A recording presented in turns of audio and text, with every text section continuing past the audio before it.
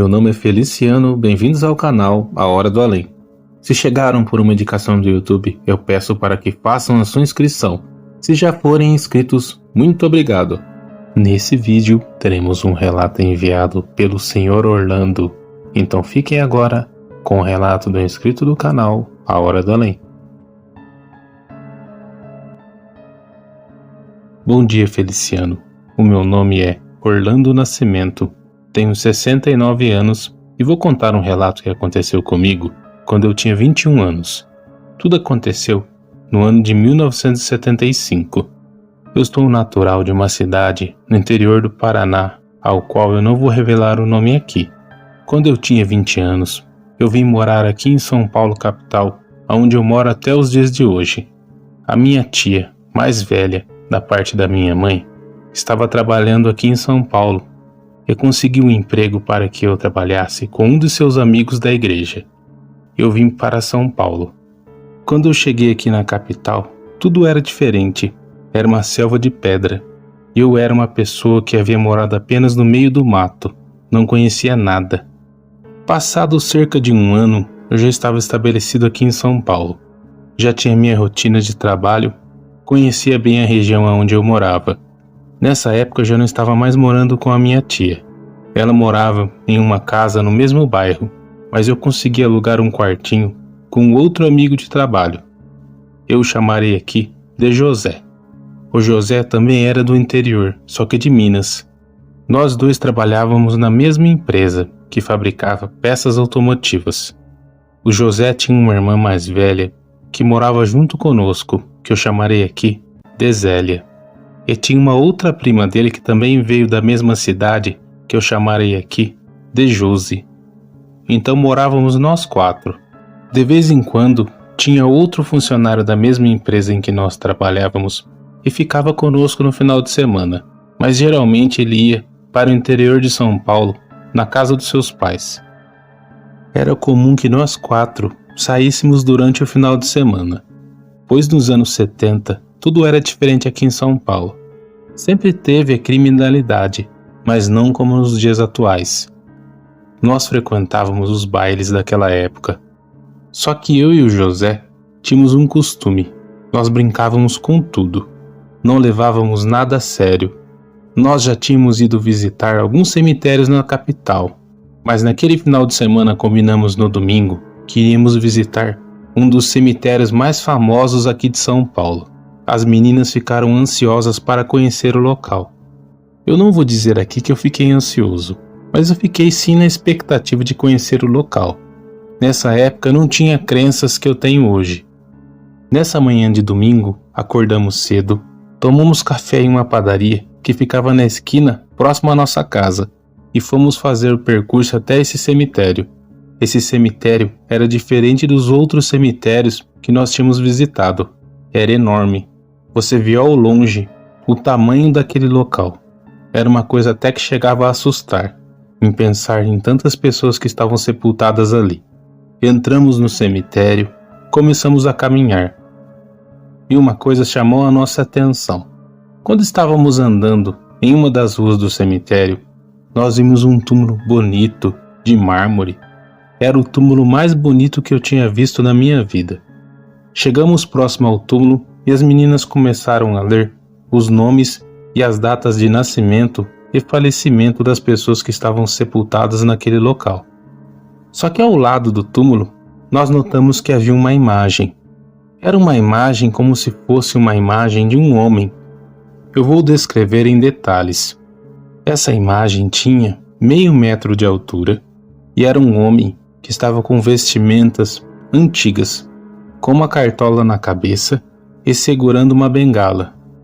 Quando nós vimos aquela imagem, era uma coisa que chamava atenção e parecia que havia sido deixada ali há pouco tempo. O José chegou até a colocar as mãos naquela imagem, naquela estátua, e as meninas começaram a dizer que era para que ele parasse com isso, mas ele persistiu. Havia algumas coisas escritas naquela imagem que não dava para decifrar. Hoje eu sei que aquelas palavras eram em latim, mas naquela época nós nem imaginávamos que seria isso. E tentamos ler o que estava escrito ali. mas não conseguimos pronunciar. Só que eu e José fizemos uma coisa que nos arrependemos muito desde então. Nós começamos a arrastar a imagem para longe do túmulo, e as meninas pedindo por favor para que parássemos. Mas eu e José continuamos. Já havíamos arrastado cerca de 3 metros longe daquele túmulo, e as meninas começaram a chorar, pedindo para que nós respeitássemos o local e o túmulo, pois nós não sabíamos de quem era aquela imagem. E eu e José não ligamos, começamos a rir. Em uma brincadeira de empurrar a imagem e tentar rodar, a imagem caiu no chão, ela se partiu em vários pedaços. Nós ficamos assustados e com medo, pois aquilo parecia ser uma coisa muito cara. Saímos rapidamente dali, e as meninas continuavam chorando. Tivemos até que parar por um momento para que elas pegassem o fôlego, e as duas ficaram bravas conosco. Começamos a rir, dizendo que não acreditávamos naquilo. Só que isso que foi o nosso erro. Nem terminamos direito de conhecer o cemitério, e fomos embora para casa. No caminho as meninas ficaram chateadas, mas quando elas chegaram em casa, elas voltaram às pazes conosco. Naquela noite nada aconteceu. Só que no 4º dia, o José ficou com uma febre alta. Era aquela febre que você colocava a mão no corpo dele e sentia aquela temperatura que queimava suas mãos. E o José não era um jovem de ficar doente. Todo aquele tempo que nós morávamos juntos, ele nunca tinha ficado doente. Não que eu me lembrasse até aquele momento. As meninas cuidaram dele e eu ajudei a dar um banho nele para que ele melhorasse. Nós deitamos ele em seu quarto e ficamos na sala conversando. E então, do nada, o José começou a gritar dentro do quarto. E eram gritos de pavor e medo. Eu entrei rapidamente correndo no quarto e o José estava com as mãos sobre o rosto. E não conseguia falar. Ele tentava, mas as palavras parece que não saíam da sua boca. Eu cheguei próximo dele e me sentei na cama. As meninas vieram para ver o que estava acontecendo, pois elas ficaram assustadas, pensando até que alguém havia invadido o quarto. Tamanho eram os gritos do José. Ele foi se acalmando aos poucos e então ele começou a contar. Ele estava ali, revirando na cama com febre, e então decidiu que iria deitar de barriga para cima. E quando ele se deitou de barriga para cima e olhou para o teto do quarto, estava apenas acesa a luz de um abajur no canto do quarto, e ele disse que viu uma coisa horrenda. Era como se fosse um homem todo negro, e aquilo estava olhando fixo para ele. Era um olhar demoníaco e de maldade, e ele começou a sentir a sua febre voltando, só que aumentando de uma vez. E então ele começou a gritar e colocou as mãos cobrindo seu rosto. E eu entrei no quarto. Quando ele tirou as mãos e voltou o seu olhar para o teto, aquilo já não estava mais lá no teto do quarto. Eu acalmei o José dizendo que era apenas uma alucinação devido à febre alta, e ele foi cada vez mais ficando calmo. Então decidimos que dormiríamos todos juntos na sala. Colocamos os colchões na sala e dormimos os 4 lá. Naquela noite mais nada estranho aconteceu, só que o José, a partir daquela noite, não teve mais paz. Ele mudou totalmente o seu comportamento. Era um rapaz alegre, que sempre conversava. Começou a ficar quieto, não queria se alimentar, falar conosco, tomar banho. Nós tentávamos fazer de tudo para que o José ficasse animado, e nada adiantava. Ele acordava gritando, dizendo que estava vendo aquela mesma imagem que ele viu no teto do quarto, dentro do banheiro, dentro da casa, andando no quintal da casa. Nós tivemos até que levar o José uma certa vez para o hospital, pois o surto foi tão forte que ele começou a se morder. Eu nunca imaginei que viria o meu amigo naquela situação. A Zélia e a Josi começaram a dizer que era aquilo que nós fizemos no cemitério, mas eu não acreditava e dizia que era apenas coincidência, que o José estava passando por alguma enfermidade que estava afetando a sua saúde mental. Nada mais que isso. Eu só fui acreditar no sobrenatural quando aconteceu comigo. O José foi passar uns dias na casa da família dele e se afastou do trabalho. Ficamos somente eu e as meninas na casa. Só que eu notei que quando eu ficava sozinho na casa, parecia que eu não estava sozinho. Alguém que estava sempre me acompanhando chegava próximo e sussurrava no meu ouvido, e eu não conseguia entender o que estavam falando. Eu comecei a ter pesadelos constantes com alguém que vinha numa escuridão e tentava me puxar. Eu tentava correr para a luz e não conseguia, e no final do pesadelo, aquilo me arrastava para um lugar escuro.